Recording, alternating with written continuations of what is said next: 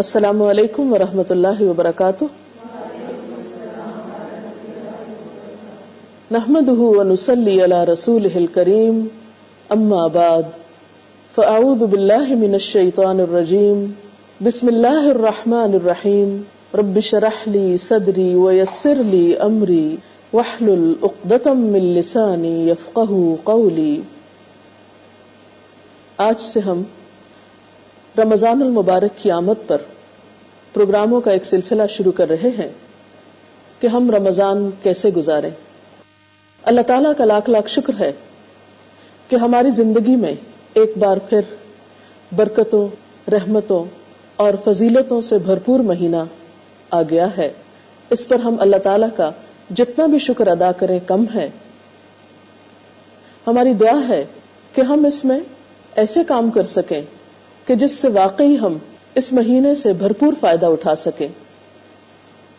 کسی بھی چیز سے انسان بھرپور فائدہ اسی وقت اٹھا سکتا ہے جب انسان اس کی حقیقت کو سمجھتا ہو اور یہ جانتا ہو کہ فائدہ کیسے اٹھایا جائے، کون سے ایسے کام کیے جائیں جو ہمارے لیے مفید ہوں.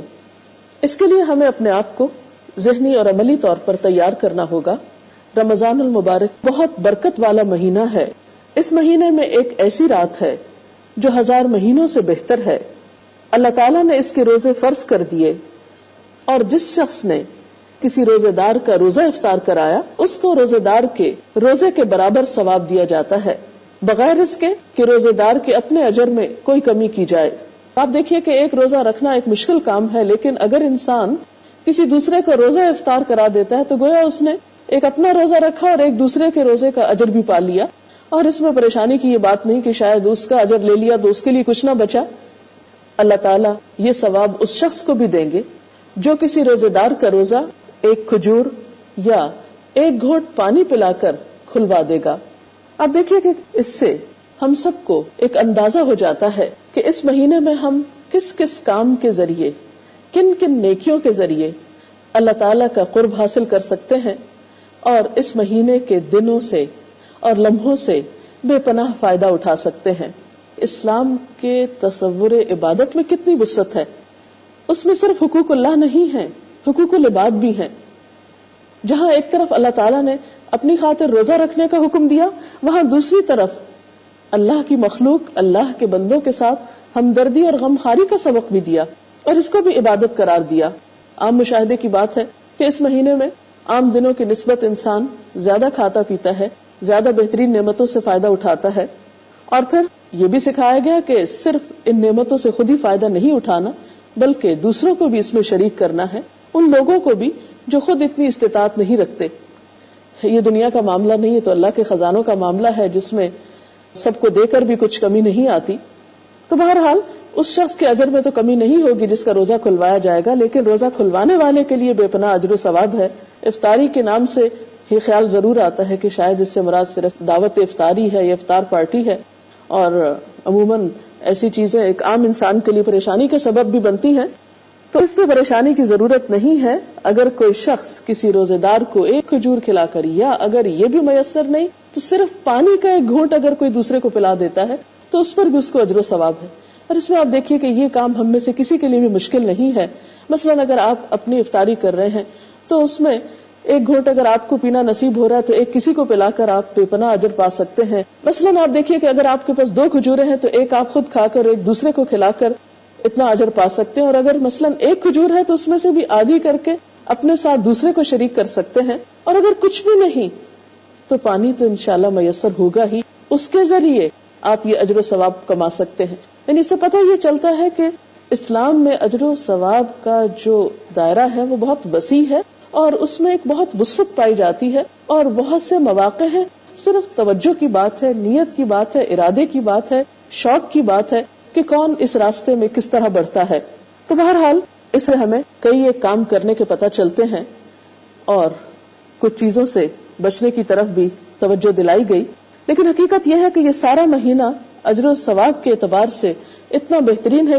اسی طرح ہم دیکھتے ہیں کہ ایک اور حدیث میں بھی آپ صلی اللہ علیہ وسلم نے فرمایا کہ جب ماہ رمضان کی اول رات ہوتی ہے تو بڑے بڑے سرکش جن اور شیاطین قید کر دیے جاتے ہیں، دوزخ کے دروازے بند ہو جاتے ہیں، پھر ان میں سے کوئی دروازہ نہیں کھلتا जन्नत के दरवाजे खुल जाते हैं और उनमें से कोई दरवाजा बंद नहीं होता, और अल्लाह की तरफ पुकारने वाला पुकारता है।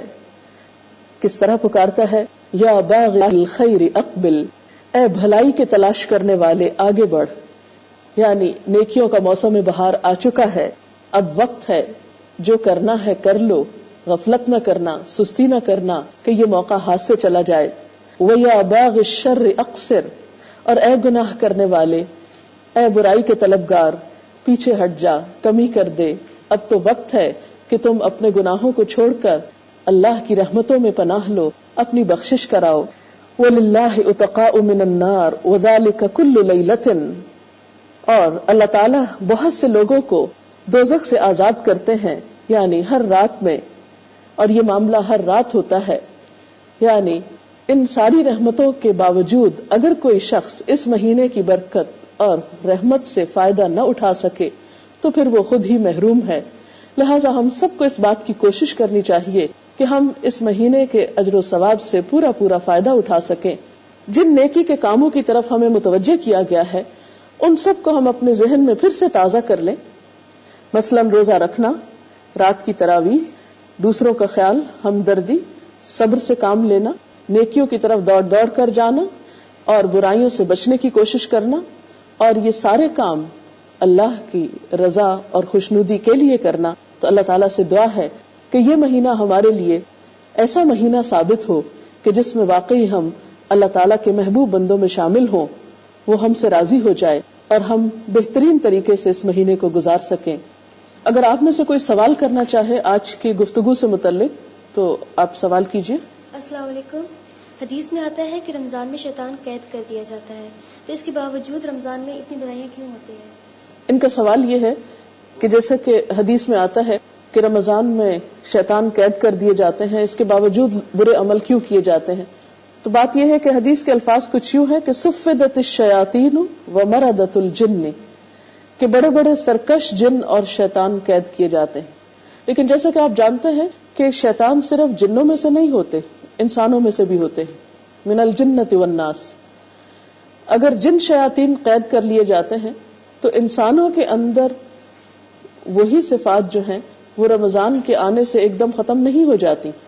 रमजान तो आता ही इसलिए है कि इंसान अपनी ऐसी शैतानी आदात और सिफात को अपने से दूर कर सके और अपने से निकाल सके। तो इसलिए ये समझना कि इन शैतानों के कैद होने की वजह से हम यकायक नेक हो जाएंगे या खुद बखुद कुछ हो जाएगा, ऐसा माना नहीं है। ये इससे मुराद ये नहीं है। इससे मुराद ये है कि नेकी की एक आम फजा इंसानों को दी जाती है, एक मौका अता किया जाता है जिससे वो बुराइयों से आसानी से बच सकते हैं और नेकियों को ज्यादा आसानी से इख्तियार कर सकते हैं। कोई और सवाल हो तो? रमजान बरकतों वाला महीना है और इस महीने में हम अल्लाह ताला का शुक्र कैसे अदा करें? इसमें कोई शक नहीं कि रमजान बरकतों और रहमतों वाला महीना है और ये अल्लाह ताला का एक खास इनाम है। उसका फजल है कि उसने हमें एक एक नेकी का कई गुना ज्यादा अजर सवाब बताया है इस महीने में करने का। तो हमारा भी फर्ज बनता है कि हम इससे फायदा उठाएं। तो नेमत का शुक्राना अदा करना जो है वो बहुत जरूरी है, और शुक्र अदा करने का बेहतरीन तरीका ये है कि हम भी उन कामों की कसरत करें जो अल्लाह ताला के पसंदीदा हैं। जैसे कि इस हदीस में आता है कि हर रात एक पुकारने वाला पुकारता है कि या बाग़ियल खैर अक़बिल व या बाग़ियश शर्र अक़सिर, कि ए खैर के चाहने वाले आगे बढ़ो और ए बुराई के चाहने वाले रुक जाओ। तो यही शुक्राना है कि हम इस पुकार को सुने और वो काम करें जिससे हमारी नेकियों में इजाफा हो और बुराइयों से हम बच सके।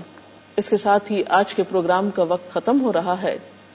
इजाजत चाहते हैं। अल्लाह हाफिज।